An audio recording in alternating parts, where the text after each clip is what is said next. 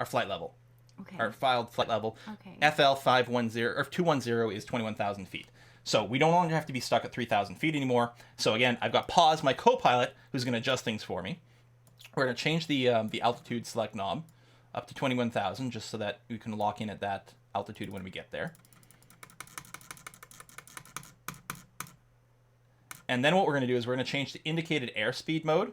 So our autopilot is going to try to maintain our current speed. Although rather than 215, I'm going to just drop it down to, say, 210 as our climb speed.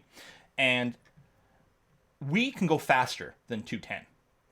But what's going to happen, because we got our engines, I don't actually have my engines to the max, right, because I was worried about overspeeding. So I'm going to put my throttle to the max and tell the autopilot to try to maintain 210. We can go faster than that, so what it's going to do, it's going to pitch up to not go faster, and that means we're going to climb. 8605. If they don't specify the direction, technically you turn however you want. But don't do that.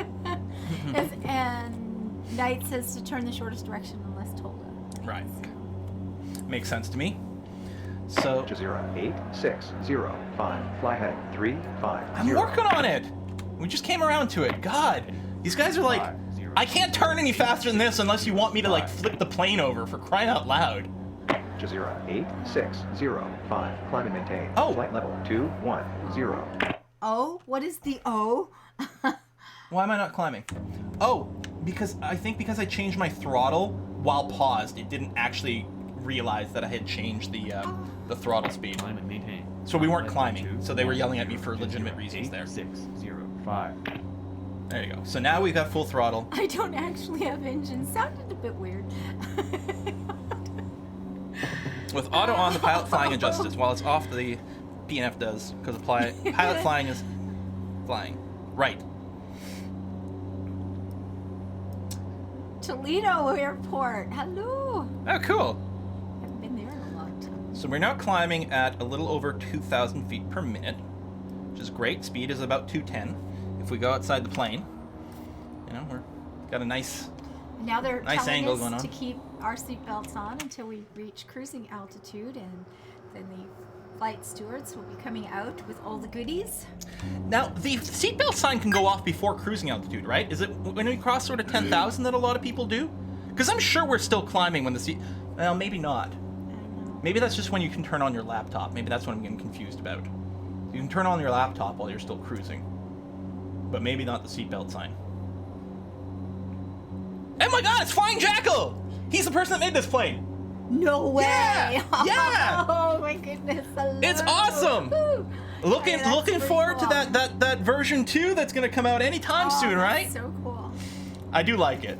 I do like this plane a lot. This is the plane, I mean, I've spent way too much time as a passenger in this goddamn thing. Well, there's that. Or the 200, not the 400, but yeah.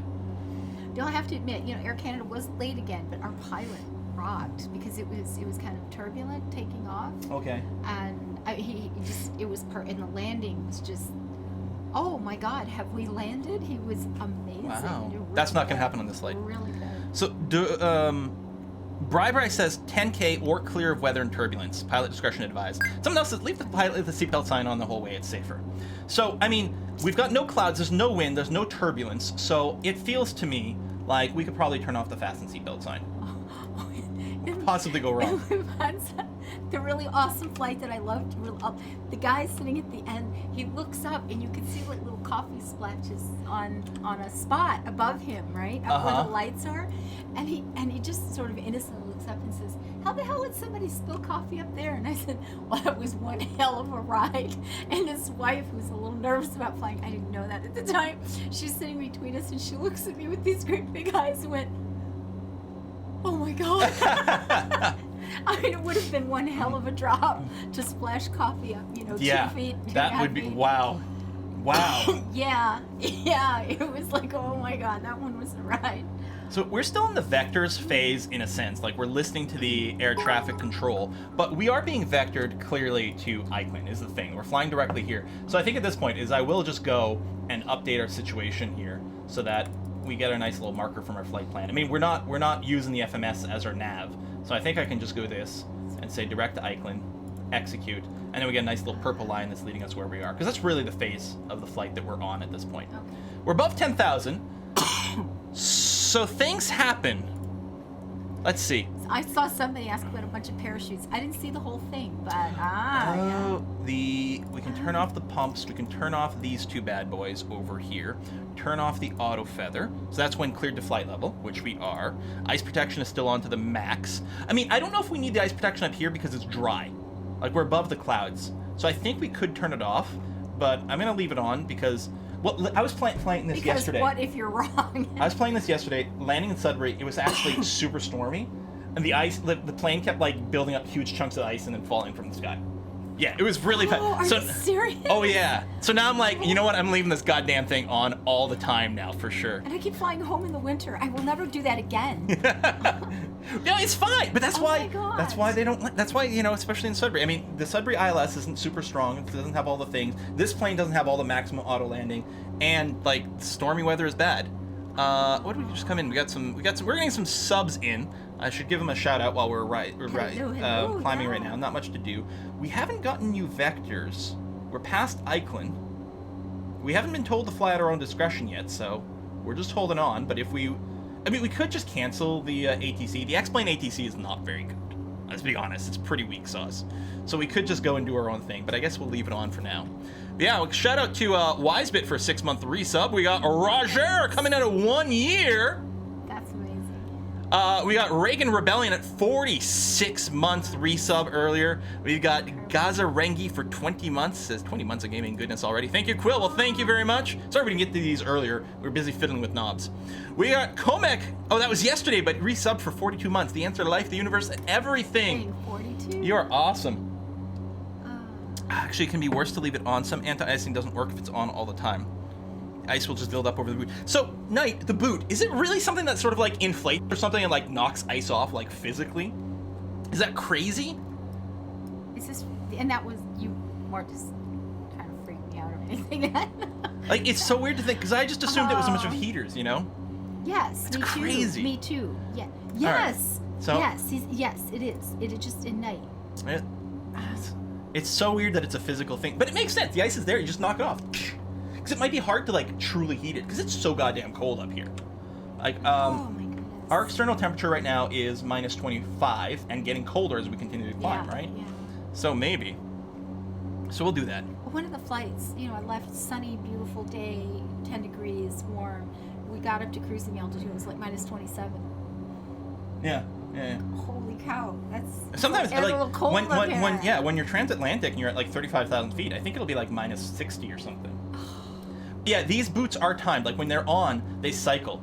So it takes about a minute to cycle through all the different places to pop the ice off. I think the prop is a heat. God. Oh my God! Prevents ice from forming in the first place. Okay. It was a heater one, yeah. Don't just think about hijacking. Okay. Yeah, so the ATC is still, like, it's just telling us, like, fly in this direction and you're fine. And it's true. We are fine. It's Northern Ontario. There's nothing up here. I'm assuming at some point we'll be, out of range of this and it'll just tell us to fly our thing. It's going to be okay. But you know what else I love about this map? So, birds. There was a bird sighting here, so, make sure you don't smack into them.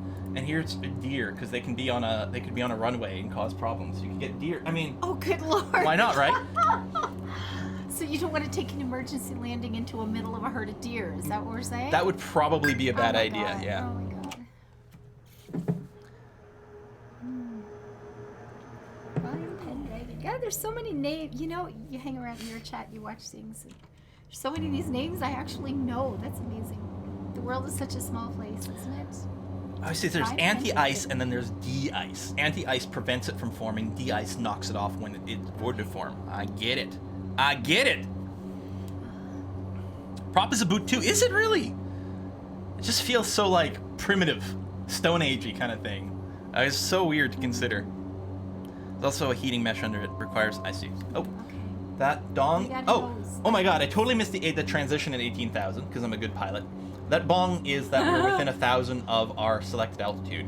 But Okay. at 18,000, we're supposed to... How come we didn't get told this when we hit transition? Maybe we don't get radioed in, but we're supposed to change to 2 pressure at 18,000. I'm surprised. I don't know, maybe the ATC's forgotten about us. Could be. And unfortunately, like, I would love to look out the window and show you the great landscape out. I suppose we could just turn off the weather. We'd, like, turn it into a clear day so we can actually see the beautiful landscape outside. Sure. We'll do that temporarily. We'll turn the weather back on once we get closer. So we'll just, so it's real world conditions what we set. We'll set them manually, and we'll You know, flying over Germany and the Netherlands, and you look down and you know, we're not really oh my God, high yet. plane is freaking out. It's all green and pretty, and then you get here and it starts coming down, and you're coming across Quebec, and it's like white. Yeah, unfortunately, I don't have like any kind of weather pack, but there you go. So everything's green. It should be white. This is still southern Ontario, because you still got fields. Well, that's true too. Yeah. This is still southern Ontario. Where are we actually? Let's go to on VFR. Okay, so we haven't even gotten up into like past Midland and all that stuff. Yeah, I know. Okay. This is southern Ontario. So this airport here is Huronia, Muskoka, yeah, Francis Island. But I mean, you know, it looks nice when you're flying, you know, without actual weather. That's the best way to fly. Someone get this man some orthos. I know, right? The funny thing is, I made the transition from P3D over to X-Plane. I had a ton of stuff for P3D, but I really just like X-Plane more. But yeah, I don't have any of the orthos. I don't have like the only real significant plugin thing that I'm running is this Payware plane here, this Dash 8. That's it. Okay, we'll turn the weather back on. And the plane again will like be a little confused as things kick in. Match real world conditions. Boom. Match real world conditions, like yeah. today. Outside. Yeah, right now. Right now it's set up every 60 minutes. It's gonna pull in the last thing. Okay, so the plane is being buffered around a little bit. It's okay, plane. You can do it. You can do it. And everybody in the back is going, "Who the hell's flying this freaking plane?" It's okay. The pilot is drunk. Okay, we are now since we're flying level, we're speeding up more and more. And in theory, at full throttle, the plane's mostly just gonna sort of hit some speed and stay there, but it might overspeed a little, and that's what this like red line is. I'm just gonna pull back just a scooch. Because they do crank it up sometimes. If they've gone late, they just, you know, there was one flight I was on from, I don't know, somewhere in Europe over to here, and we left quite like 2 hours late and got here early. The pilot says, "Guys, we're just gonna," he says, "we're gonna put pedal to the metal. We'll get you there as fast as we can." And I guess he just went because we got here early, for God's sakes. There's a bunch of different like speeds for different reasons. I know like some of it is like fuel efficiency and whatever, so they can be like, we'll eat more fuel. And I think with this, like I think these flights get filed at about 250, but the airframe can actually go a little faster than that. So they can like push it a little closer to the max if the weather's not bad and they're not too worried about accidentally overspeeding. Like Jack, I wonder who could get him a 732. Yeah, I mean, the thing is, like, the FlyJSim stuff is good. I actually, you know what? I do actually have the 732 twin jet, which I've done a video for before. I like it because it's like, it's so old-fashioned. It's like a plane from like the 1960s or something like that. Oh, that sounds good. It's when you're flying, you can hear all this like chunka as like the dials are flipping around. It's all mechanical and stuff. So does this have just like a 1 or 2 seater? You climb in the cockpit, oh, yeah. You put your glasses on and go cruising. Well, it might have one of those too. I mean, it's got the classic Cessna. Actually, the X-Plane comes with 2 versions of Cessna. The regular Skyhawk and the one with the G1000, which is like all glass computer cockpit. It's so nice. I'll get the Slant A version here, which has no GPS because I like flying that way. But yeah, there's like there's this little Aerobask, which literally is, I think, just literally a 2-seater. Because the Cessna is a 4-seater. You have the one that'll. Okay, I don't know what they're called. You pilots will a plane that can land on like in a field or something, or on a lake in northern Ontario. I don't think I've got any planes with float. Oh no, I do. Cessna with floats. I don't know if I have any with like the big fat wheels for like grass field landings. V3, it sounds even better. The V3 what? Amsterdam Glasgow flight is always filed as an hour and 30 minutes, and it's never. I know it's always early. Yeah, it always seems to be early. Oh yeah, need V3. Oh, the V3 732. Yeah, you're right. I mean, presumably I could just re-download that or something. I don't know. I have no idea. I don't remember where I bought it. It's been a while since I've updated it. It came out in January. I should definitely check it out, Flying Jackal. But yeah, man, need those Dash 8 updates. Pilot is drunk. Hey, I'm not seeing this movie. Hey, Wake. Oh my god. I'm just sleepy. I'm feeling this so hard. It feels like late. I want to go to bed now. FlyJSim is something unexpected. Yes. Okay, Flying Jackal, I'll try. Or if you've got anything, you can always, if you need to contact me, I mean, I'm on Twitter, but this is also quill18@quill18.com is my email. Because otherwise I might forget, but yeah. So the ATC hasn't talked to... I'm partly wondering if the ATC's just forgotten about us. I don't know, I'm confused. That's reassuring. Are we still heading north? The thing is, that's like, a good thing, right? If this were a real plane, at some point I'd be like, call them up and be like, hey, boys? Yeah. we're still good? Everything good? You still got me on here? I don't know. And we'd be hearing other planes, right? Like, if I had AI planes loaded, which you can't. You can just, like, load in, however many planes you want, but I was trying to save CPU. Then you'd be hearing them chatter as long as we were tuned into the same tower. I mean, we're basically on course. The thing is, like, we haven't changed our direction, but we're still basically doing the same direction we would anyway. We're heading right. I mean, we're going right for it. That's Yeah. fine. And if I go back to IFR, yeah, at this point, like, our flight plan was, like, Eichland to Tony, and then direct to SB, which... Can we see Sudbury yet? No. There's a particular beacon, and we can start tuning that in soon. It happens. Quill? It happens. It happens, I forget. It happens. Even my time zone Probably is 21:30. Yes, and that's how I'm feeling. I haven't been back in this time zone. ATC's Long crying time. under its desk after your departure. Hey now! I'm tired. Yeah, I think what we'll do is I'll go ahead and I'll just cancel the IFR, just officially, so they don't care about us. Then we won't worry if we don't hear from them. Then it'll be okay. Exactly. And at this point, yeah, we our flight plan would just be to fly direct to the SB. It's a non-directional beacon. So I think that's what we'll do. We'll just go ahead and do that. So if I just put nav, I might just move over. I'm gonna hit the heading a little over to the side, just to intersect this line a little more cleanly. And then I'm going to tell... And everybody in the plane's going, why the hell are we turning? And there you go, putting on nav mode. So now I've told the autopilot to follow the nav information, and we have our nav mode is the FMS. So yeah, actually, the autopilot's turning even more aggressively here to meet the purple line, which it doesn't need to do. We could just fly direct instead of this, like, which I probably should have done. If I'd gone and said fly direct from this point, then I don't think it would have cared about the purple line anymore. It would have just literally flown directly. Look at the way it's yeah. Everybody in the plane is freaking out right now. Everybody's trying to pretend they're cool. It's like, yeah. And they look outside and they glance at each other and they're, no, I'm not scared at all. And then somebody says, where are we going? Can't cancel IFR at FL 210. You're gonna get a phone call when you land. And yeah, the ball is land. The thing is, the plane's doing this, but between you do these, is it coordinated turns? Am I using the term right? See, what you do is you use the right combination of the rudder with the, like, so you're banking, but your rudder's doing a thing. So because of the way the turn is happening, you're still glued to, like, the bottom of the plane, and you don't feel it in the background. You could have a glass of water. If the pilot does a really good job, your glass of water would still look perfectly level to you. And it doesn't often feel bad, but you can look outside and you know the world is moving. This is going on. You're like, what the hell? Vroom. And you're totally okay. Yeah, where's the ball? I have a question. Why do they tell you, or some airlines tell you to open the windows at takeoff?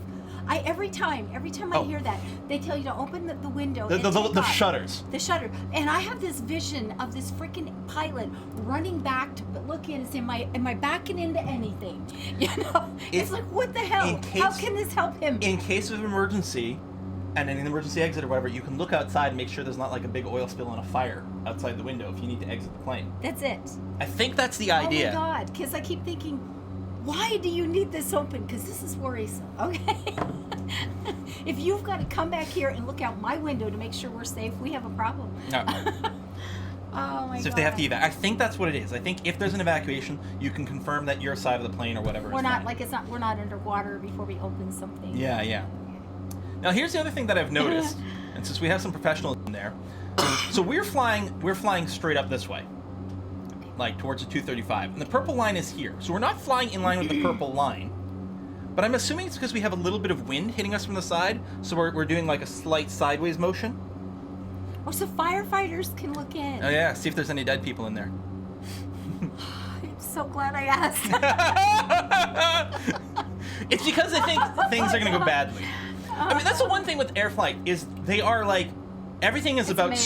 super maximum I know. It's 17 amazing. layers of redundancy to make sure that like minimize the chance of anything going I horribly used bad. to be so afraid to fly. My first flight, I can't even, it's embarrassing how many things I took and swallowed and drank to be able to get on that flight. Oh yeah, I was remember a you did mess. not fly. I was like, it was panic mode the whole time. I spent, 8 hours clutching the handle of the thing, just saying, more wine. I couldn't talk because I figured I'd start screaming. I was just Yeah. going to lose my mind. And of course, now I get on the flight and it's like, okay, wake me up when we get there. I'm asleep before we take off. I don't even notice takeoff, Yeah. Oh. There's a little jaunt where you made get people sick. some turbulence and things are banging around and you hear the odd people and it's like, what? You don't even notice anymore. But man, for a while. And some people are more odd than others. Huh? All right, we can see Sudbury now. So this is the Sudbury Airport. And over here, actually this will be better in the VFR section, it looks a little better. This SB marker, Yes. this is the thing we're flying towards right now. Okay. Here's our waypoint. Now, we're basically using GPS for it, but what we're going to do is we're going to turn our ADF, one of our radios, to this, Okay. so that we can actually, in case like the GPS and the flight management system and all those things, like the computer crashes, okay? Okay, it's fine. So we can still find our way there. That's good. Because then we just tune in a radio, and it's like, we're going that way. Really? I love this shit. Are you serious? That's how it works? Yeah, my first flight simulators were, That's actually kind of cool.